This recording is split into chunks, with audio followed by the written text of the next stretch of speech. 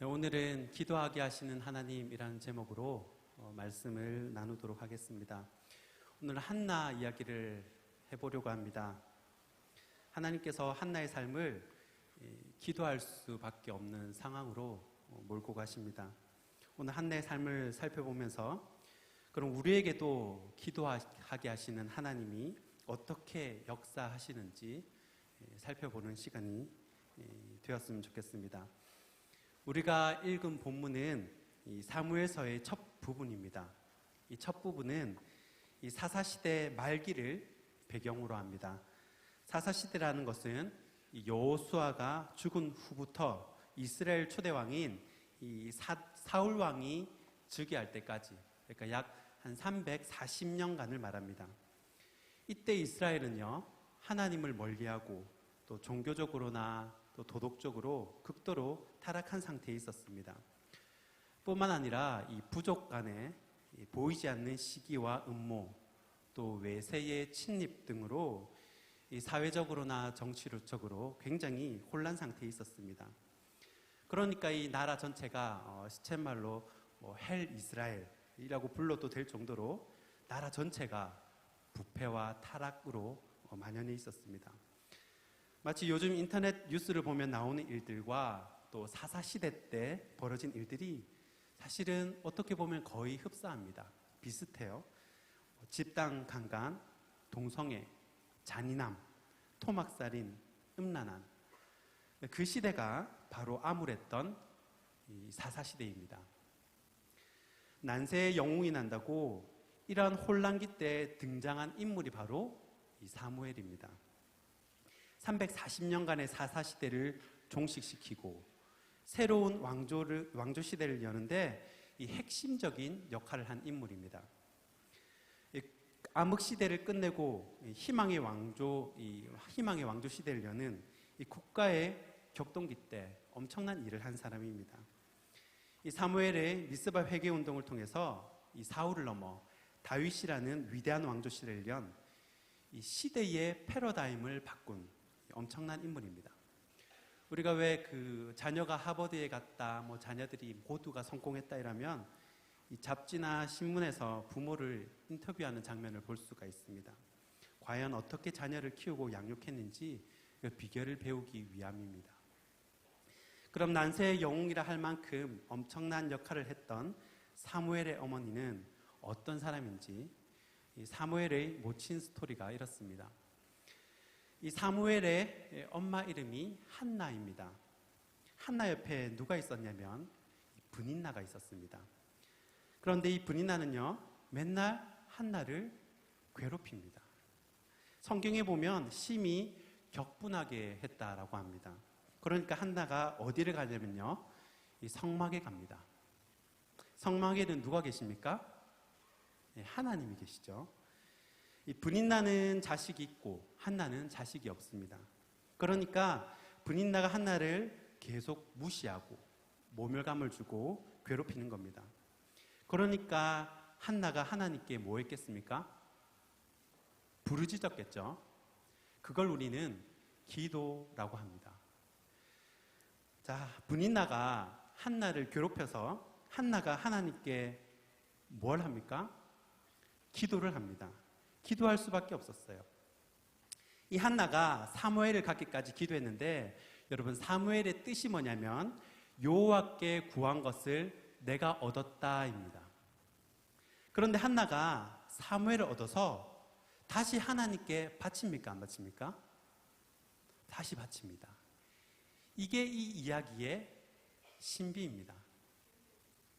잘 보십시오. 바로 저와 여러분 옆에 이 브닌나가 붙어 있다는 거예요. 그것이 사람일 수도 있고 물질일 수도 있고 질병일 수도 있고 가족일 수도 있고 다양한 환경, 여러 모양의 브닌나가 있을 수 있다는 겁니다.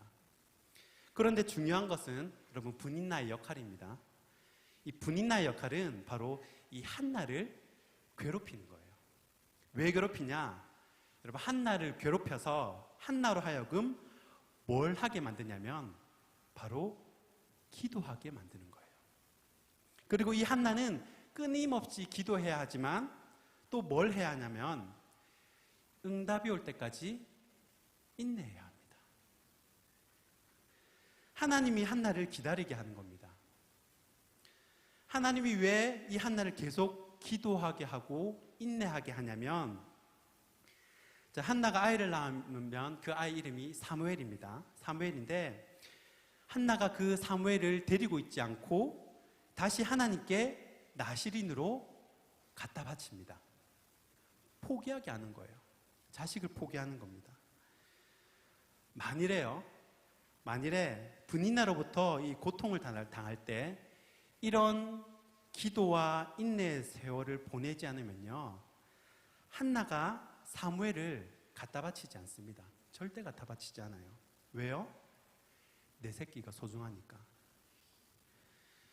하나님의 목적은 이 한나를 통해서 사무엘을 낳고 또 사무엘을 통해서 새로운 왕조 시대를 열고자 하는 그런 큰 그림이 있었던 거예요.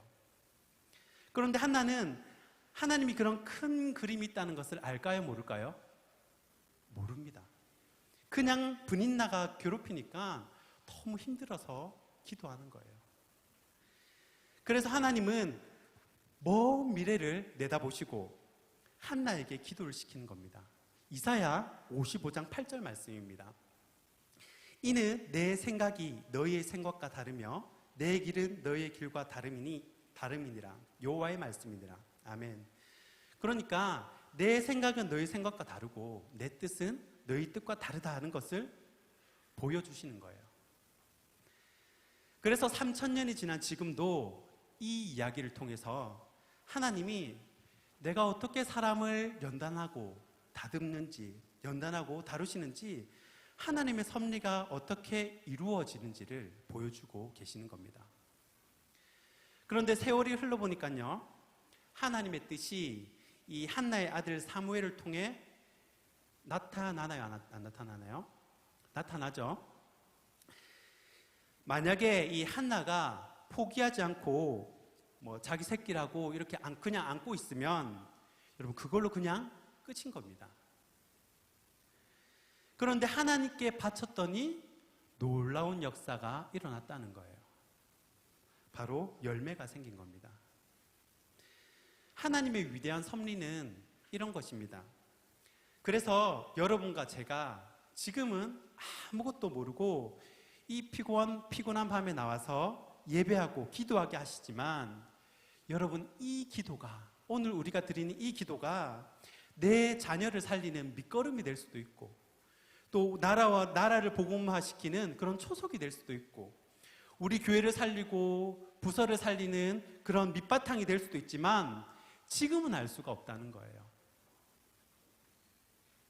우리는 당장 분인나가 격분시키니까 하나님을 찾아가서 토로하고 부르짖는 것뿐인데, 하나님은 이 기도를 통해서 놀라운 하나님의 목적과 열매가 있다는 것을 주님은 아시는 겁니다.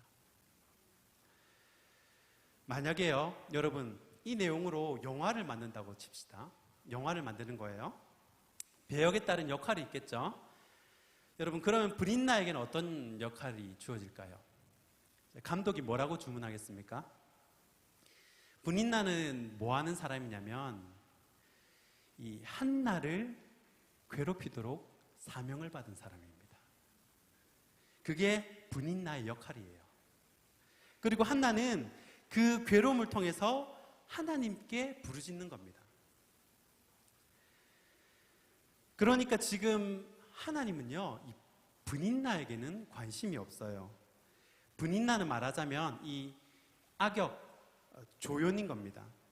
이 사람은 한나를 괴롭히다가 적당한 때가 되면 역사의 뒤안길로 사라집니다.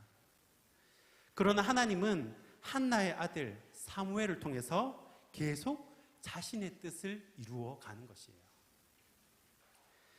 그러니까 여러분 옆에서 여러분을 괴롭히는 사람이나 물질이나 환경은 어느 정도 시기가 지나가면 저절로 없어지게 됩니다.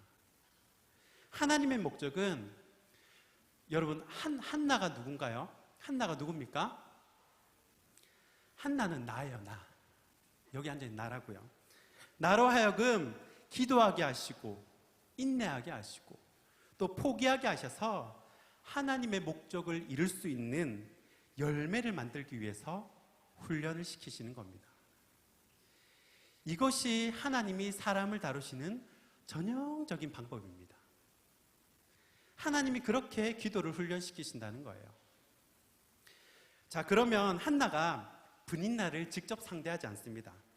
이 머리채 잡고 막 이년아 이렇게 하지 않는다고요. 누굴 상대합니까? 여러분 누굴 상대해요? 하나님을 상대해요. 이걸 알기 때문에 성경에 나오는 신앙의 선배들은 사람을 상대하지 않는 겁니다. 여러분 그분들이라고 옆에 브닌나가 없었겠습니까? 이삭이 블레셋 사람들에게 3번이나 우물을 뺏깁니다. 여러분 그 당시 우물은요 없으면 살 수 없는 것이에요. 생명과 같은 것입니다. 자본주의 시대에 돈이 없으면 못 살잖아요. 돈을 뺏어가는 거예요. 그것도 3번이나. 그 시대에 물 없으면 살 수 없습니다. 그러나 이삭은 말을 하지 않아요. 조용히 양보합니다. 아브라함도요 롯에게 더 좋은 땅을 양보합니다. 여러분 솔직히 롯이 누구 덕분에 컸습니까? 먹은 자는 말이 없어야 되는데 롯은 싹 자기가 좋은 땅을 가져갑니다. 그래도 아브라함은 말하지 않아요. 다니엘도 자신을 밀어내려는 그 세력들을 왜 몰랐겠어요? 늘 몰려다니는데 왜 몰랐겠습니까? 다니엘에 대해서 말을 만들고 거짓말을 하고, 여러분 거짓말도 3번만 하면 확신이 됩니다. 무섭습니다. 왕이 그 사람들의 말에 넘어가는 거예요. 그러나 다니엘은 그 사람들을 직접 상대하지 않습니다. 기도만 할 뿐이에요. 우리도 이런 믿음의 선배들과 같이 어떤 비바람에도 묵묵히 기도하는 이런 깊은 영성을 소유하고 싶은 게 우리의 바람 아니겠습니까? 그런데 성경에 나오는 모든 신앙의 선배들은요, 하나같이 비슷한 공통점이 있는데 이들이 가진 이런 깊은 영성은요, 하나같이 사람에게 시달리면서 깊어지더라는 겁니다. 한나 역시 마찬가지입니다. 하나님은 한나에게 그 브닌나의 괴롭힘을 통해서 더 애끓는 기도를 하게 하시는 거예요. 하나님은 하나님의 일을 사람을 통해 이루시기 전에 반드시 기도를 하게 하십니다. 하나님께서 우리 역시 하나님 나라의 동역자로 불러주셨다면 반드시 먼저 기도하게 하십니다. 하나님께서 한나를 그렇게 기도시키셨다면 그럼 우리는 어떻게 기도하게 하시겠습니까? 하나님은 어떻게 우리를 기도대장으로 만들어 가실까요? 하나님의 기도 훈련법 3가지만 살피겠습니다. 첫째, 삶의 고난을 통해 기도하게 하십니다. 우리 본문 2절 말씀입니다. 우리 함께 한번 읽어보도록 하겠습니다. 시작. 그에게 2 아내가 있었으니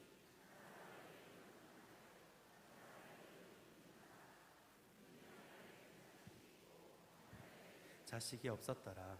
아멘. 자, 한나 옆에 누가 있습니까? 예, 브닌나가 있습니다. 여러분 왜 내 옆에 이렇게 브닌나가 있나 불평하지 마십시오. 왜 한나는 자식이 없나 불평할 수가 없습니다. 여러분 마태복음 10장 29절의 말씀을 따르면요, 세상에는 우연이 없어요. 모든 것은 하나님의 허락하에 움직입니다. 심지어 참새 한 마리 떨어지는 것도 그래요. 그렇게 따지면요, 세상에 일어나는 일은 딱 2가지밖에 없습니다.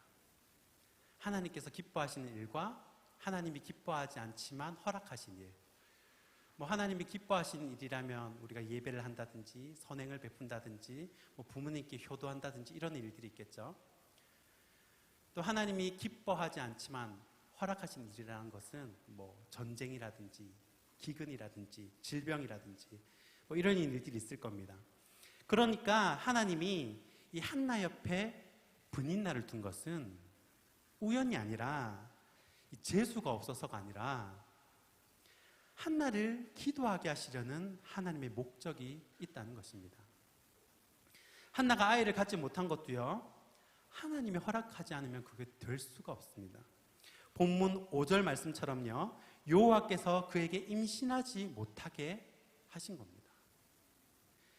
이런 고난을 통해서 하나님은 이 한나로 하여금 더 깊이 기도하게 하시는 겁니다. 사실 우리가 일상 가운데도 숨을 쉬는 것처럼 날마다 기도해야 함이 마땅하지만 이상하게 평안할 때는요, 기도가 잘 되지 않아요.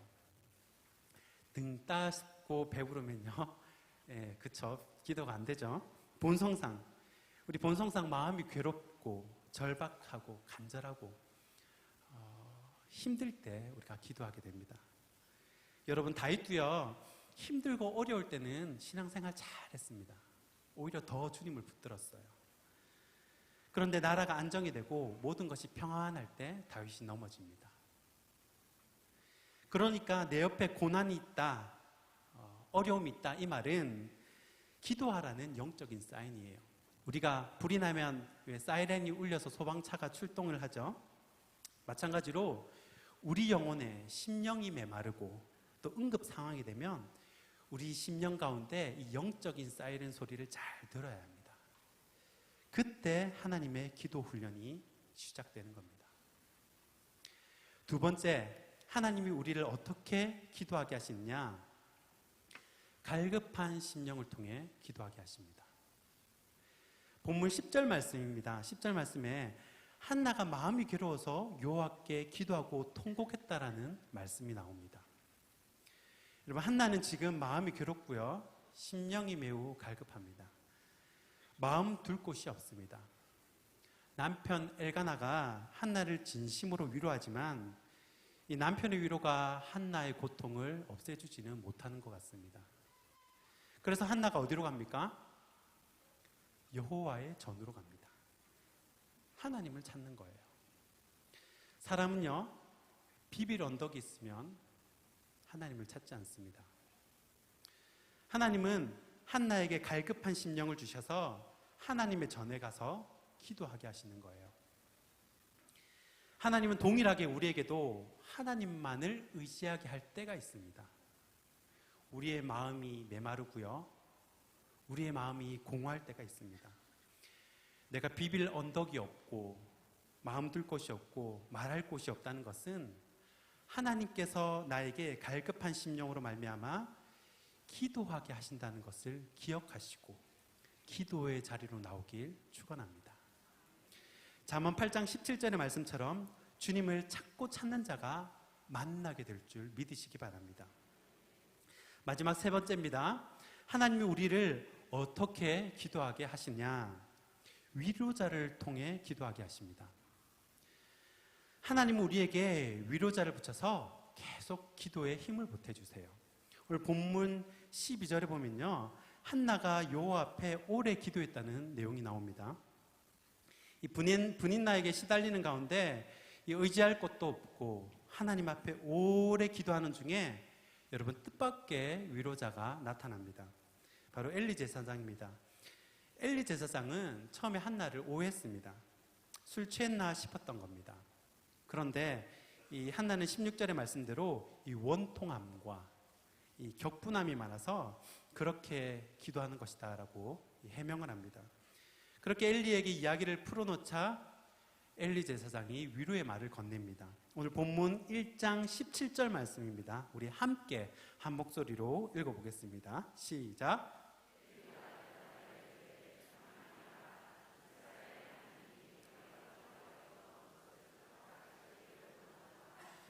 아멘. 오늘 이 말씀이 저와 여러분의 위로가 되길 소원합니다. 고통 가운데 기도의 위로자는 여러분, 한여름날 냉수와 같은 역할을 합니다. 한나가요, 적잖이 위로를 받은 것 같습니다. 본문 18절에 얼굴에 다시는 근심빛이 없더라 라고 얘기를 해요. 우리가 때로는 교육자들에게 또 때로는 믿음의 동력자들로부터 기도의 자리에 나오도록 권유받을 때가 있습니다. 하나님은 이런 기도의 위로자를 통해서라도 우리를 도우시고 또 기도하게 하신다는 거예요. 여러분, 다음 주 월요일부터 아특세가 있습니다. 저는 이 아특세가 하나님께서 우리에게 주실 이런 축복의 통로라고 믿습니다. 여러분, 만약에 이 아특스에 나오는 사람은 매일 100만 원씩 그분의 통장에 입금을 해준다고 생각을 해보세요. 매일요. 이거 5일이면 맞죠? 매일 100만 원씩 입금을 딱딱 해주는 거예요. 만약에 아특스에 나오는 사람들마다 매일 통장에 100만 원씩 입금해준다. 그러면 특세 나오실 분 한번 손 들어보세요. 100만 원씩 주는데도요. 거의 다 손 들지 않겠습니까? 맞죠? 만 원만 줘도 그럼 100만 원씩 준다. 손 내리셔도 됩니다. 여러분, 이 가정이긴 하지만요, 이 기도라는 것은 이 돈 100만 원과는 비교할 수 없는 가치가 있어요. 우리가 기도한다는 것은 돈 100만 원 저금하는 것보다 훨씬 더 큰 가치가 있습니다. 우리가 은행에 돈을 저금하면요, 5년 후, 10년 후에 그 원금과 함께 이자도 같이 받잖아요. 그렇죠? 큰 돈을 같이 받습니다. 여러분, 기도도 마찬가지예요. 하나님은 우리의 기도를 결코 땅에 떨어뜨리는 분이 아니십니다. 하나님은 우리의 기도를 반드시 응답해 주시는 분이세요. 여러분, 꼭 아특스에 나오셔서 간절히 기도하시기 바랍니다. 그 간절함이 보좌를 움직일 줄 믿습니다. 말씀을 맺겠습니다. 하나님은 우리에게 놀라운 축복을 예비하고 계십니다. 때로는 그 축복들이 이 고난이라는 상자에 담겨 있을 때도 있지만요, 그 축복의 상자를 여는 열쇠가 바로 기도입니다. 그리고 이 축복의 상자를 열도록 하나님은 우리를 기도의 자리로 인도하세요. 기도하게 하십니다. 여러분, 어떻게 기도하게 하십니까? 때로는 고난이라는 채찍으로 기도하게 하시고요, 때로는 위로자라는 당근으로 더 기도하게 하시고, 때로는 하나님만 의지하도록 우리를 몰아가십니다. 오늘 이 밤에 기도하게 하시는 하나님 아버지의 마음을 깨닫고 기도로 모든 역경을 이겨내시고 승리하시는 저와 여러분이 되길 주님의 이름으로 축원합니다.